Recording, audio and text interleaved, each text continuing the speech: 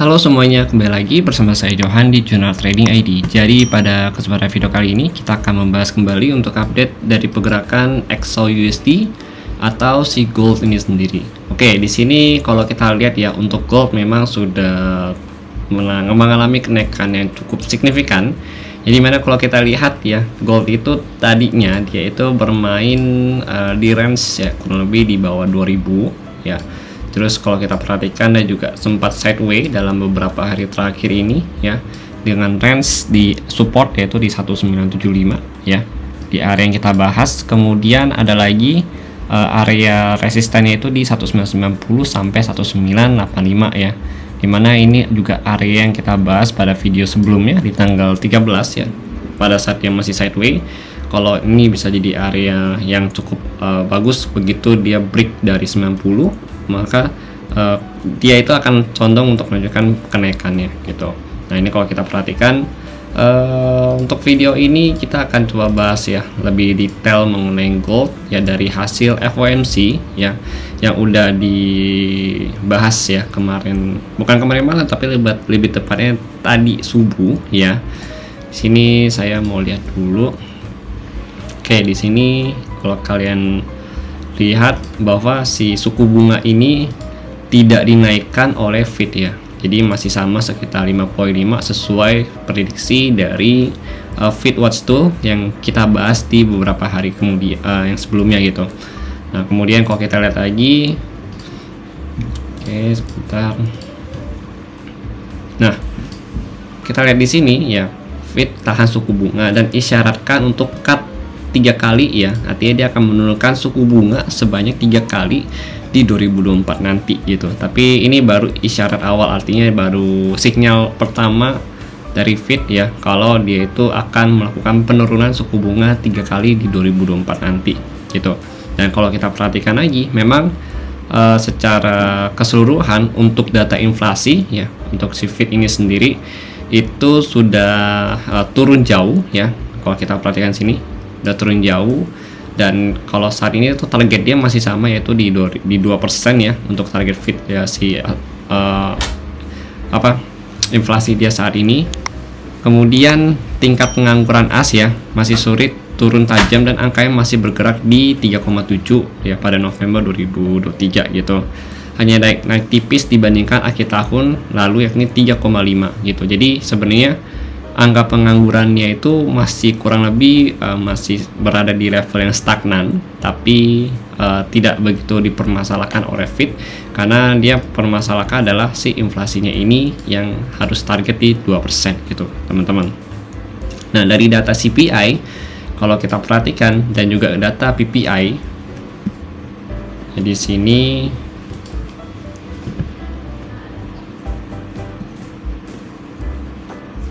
di sini kalau kita perhatikan ya, dari data PPI yang ada itu juga dari 0,4 ya minus, diprediksi 0,1, dan ini hasilnya aktual 0, artinya di sini juga PPI-nya bagus untuk Fed itu sendiri. Tapi kenapa merah? Merah itu karena dia di bawah forecast. Forecast itu kan 0,1 gitu, sedangkan aktualnya itu ada 0,0 gitu ya, jadinya dia sifatnya itu atau hasilnya itu merah gitu teman-teman. Nah tapi kalau kita bandingkan dengan previous yang ada dari 0,4 ini ya ke 0,0 ini, maka ini hasilnya adalah positif untuk USD itu sendiri gitu. Nah kemudian kalau kita lihat lagi, kalau dari oil sendiri memang bagus ya, artinya di sini ada pengurangan stok oil, makanya kalau kita perhatikan oil juga harganya mulai menanjak naik ya dari area supportnya dia.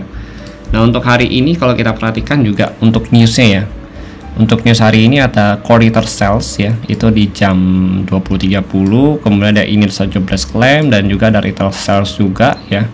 Ini stagnan ya untuk retail sales. Untuk jobless claimnya, retail sales ini negatif untuk DXY, retail sales yang monthly ya di sini itu juga negatif gitu, jadi masih negatif untuk DXY dan masih bisa kemungkinan besar mendongkrak performa si gold ini sendiri untuk melanjutkan kenaikan gitu. Cuma ya kita lihat CI bagaimana ya gitu. Nah ini untuk newsnya. Kemudian kita mau bahas lagi mengenai grafik ya. Di sini kita masuk ke gold. Nah, untuk saat ini gold itu sudah berada di level harga 2035 2039 ya. Dimana untuk kenaikan ini juga sebenarnya sudah kita bahas di video sebelumnya yang tuh kita tanggal 13 kemarin ya gitu. Tuh kalau misalkan Fed tidak menaikkan suku bunga, maka positif untuk gold dan juga melemah untuk DXY gitu. Jadi kalau kita perhatikan untuk DXY sendiri hingga saat ini masih melakukan penurunan ya, bahkan kemarin itu dia sempat turun kurang lebih sekitaran, sebentar lagi loading. Oke, ini untuk DXY untuk kemarin itu pada saat menjelang FOMC ya, atau pada saat jam 2 subuh ya, itu dia mengalami penurunan sebesar 0,88% ya. Lalu untuk hari ini dia ada gap down ya, dimana gap down ini saat ini dia sudah turun ke level harga kurang lebih di 102.62 gitu untuk DXY. Jadi kalau kita perhatikan memang mengalami penurunan yang sangat signifikan ya untuk DXY ini. Dan kalau kita lihat juga DXY sudah berada di area supportnya sih gitu ya, support daily-nya kalau kita lihat di sini nih. Oke, support daily ini juga area breakoutnya dia. Jadi selama dia masih hold on di area support daily dia ini, yaitu masih bisa melakukan kenaikan kembali atau pullback ya dari area ini. Tapi kalau dia bisa break dari 102.4 ya di area ini, maka dia akan melanjutkan penurunan kembali ke 102.100 ya, sampai terendahnya itu di 101.8 untuk DXY untuk hari ini gitu teman-teman. Karena begitu dia break atau reject dari 102.4 dari secara historical, dia selalu masuk ke dua area ini, yaitu yang pertama di 102.100 ya, dan juga 101.8 gitu. Jadi kita boleh nih pantau area ini untuk DXY hari ini gitu. Dan juga lowest level ini ya, atau support terendah dari daily dia ini ya, menopang kenaikan DXY, itu kita juga perlu pantau untuk hari ini gitu. Soalnya kalau kita lihat juga ini udah mulai terjadi rejection, walaupun ya nggak rejection yang cukup kuat, tapi pergerakan penurunan dari DXY ini sudah mulai terhenti ya di situ, di sini, di area ini gitu. Oke, kemudian kita lihat lagi untuk gold ya. Jadi gold ini sudah berada di area charts dari weekly-nya dia. Kalau kita perhatikan ya, untuk 4 jam juga ini cukup bagus ya. Jadi kalau kita perhatikan di 35 sampai 39 ya di sini, ini adalah area resisten yang cukup kuat untuk gold ini sendiri gitu. Nah, ini kalau saya sampaikan tadi pagi di channel Telegram ya. Ini ada ya untuk area resistennya, saya infokan langsung ya. Jadi kalau misalkan kalian ada dapat sell di area ini, saya ucapkan selamat ya. Tapi kalau belum dapat nggak masalah, jangan dikejar marketnya ya. Soalnya memang kalau kondisi saat ini itu lagi riskan banget untuk area gold ya, atau terutama untuk pergerakan si gold ini sendiri gitu. Nah, berarti untuk saat ini pun kalau kita perhatikan ya di 3539 ini kan resisten kuat gitu kan, maka ini adalah area breakout dari si gold ini sendiri kan gitu. Selama dia masih bertahan di bawah 39 atau kita bulatkanlah jadi 40 gitu ya, maka gold ini sendiri akan condong untuk reject dan turun kembali retest ke 20-23 ya di area sini. Ini adalah support pertama yang bisa jadi sebagai area buy point kita nih ya. Kemudian buy point kedua itu di 2012-2009 ya. Dan buy point ketiga itu saya lebih memilih prefer di 90 sama 85 gitu. Jadi untuk yang 2000 saya masih coba skip dulu karena 2000 ini agak tricky ya untuk areanya gitu. Jadi saya mau skip dulu untuk 2000 ya, tapi nggak untuk kemungkinan kalau misalkan di 2000 bisa ngambil, maka saya akan ambil gitu untuk buy gitu ya. Jadi itu ya untuk area buy-nya ada 3 di 2023, 2012, 1990 gitu.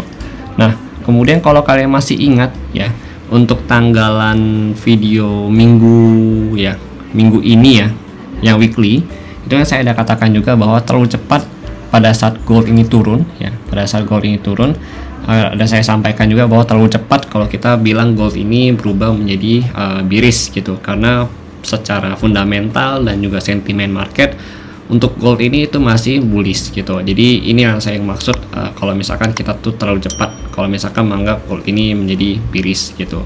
Karena ya ini gitu loh, dari hasil FOMC aja interest rate dan juga news minggu ini memang sentimennya sangat bullish untuk gold ini sendiri gitu teman-teman. Ya, jadi yang bearish itu adalah secara technically ya. Begitu dia break 40 kita katakan bearish secara teknikal, tapi secara fundamental dan juga sentimen itu masih bullish untuk gold ini sendiri gitu. Ya itulah kenapa saya masih bilang bahwa gold ini masih dalam kondisi bullish atau terlalu cepat kalau kita anggap dia menjadi bearish gitu teman-teman. Oke, kemudian untuk hari ini selling zone ya, kalau yang tadi kita udah bahas mengenai buy zone ya. Nah, ini selling zone ya 39, 35 masih bisa selama belum break ya, tapi ini memang agak riskan soalnya kalau kita perhatikan dia naiknya ini udah nggak ada struktur harga, benar-benar strike push ke atas ya, begini ya naiknya. Terus kalau mau paling kita harus agak hati-hati aja gitu, harus tekan resiko yang ada di sini. So ini udah 3 kali retest ya, bahkan kalau kita lihat udah 4 kali dia retest, maka ini ada potensi untuk the breakout untuk area 39 ini. Lalu dia akan ngejar di mana? Ngejar di 50 sama 46 gitu, 50 46 di sini gitu. Nanti next zone-nya baru dia naik ke 70-an ya.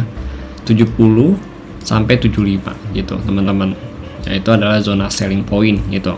Jadi ini sangat high risk ya di sini ya. Kalau ini medium lah gitu. High risk juga tetap ya, cuma masih bisa agak ditoleransi ya. Kalau untuk yang benar-benar kalau dikatakan aman gimana? Kalau aman ya nggak ada trading sama sekali, kita nggak open posisi, itu dikatakan aman. Mau gimana pun juga kita open di zona yang paling rendah, paling misalnya zona yang atas, terus zona paling atas lagi, bahkan paling atas lagi, misalkan kayak 2100 ya kan, atau 2300, bahkan zona di 2184 ya, 148 juga nggak bisa dikatakan 100% aman gitu ya. Setiap kita ada open posisi ya pasti itu sudah ada resikonya gitu, dan tergantung dari kita mau ambil atau kita mau tinggalkan resiko itu. Kita mau ambil berarti kita masuk ke dalam pasar dan kita mengerti konsekuensi dan juga resikonya ya, selalu ada. Kalau kita nggak mau menerima resiko itu dan menurut kita terlalu besar, maka kita boleh saya jeda trade dulu deh, saya libur trade dulu untuk hari ini gitu. Karena itu akan lebih aman juga ke psikologi trading kita gitu teman-teman.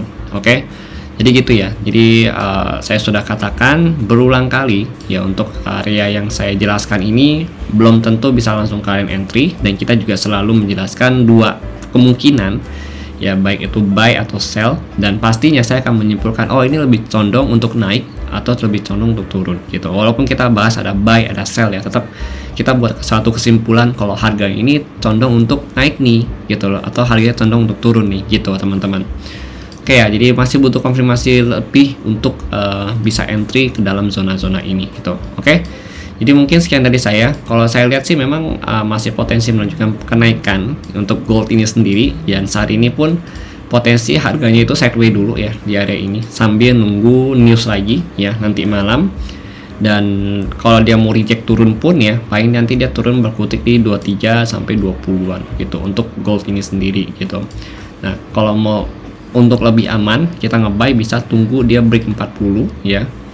40 nih nge-break, nanti baru target kita di 46 sampai 50-an ya. Tapi let's see lah bagaimana. Ya memang market itu banyak tricky movementnya untuk akhir tahun ini gitu teman-teman.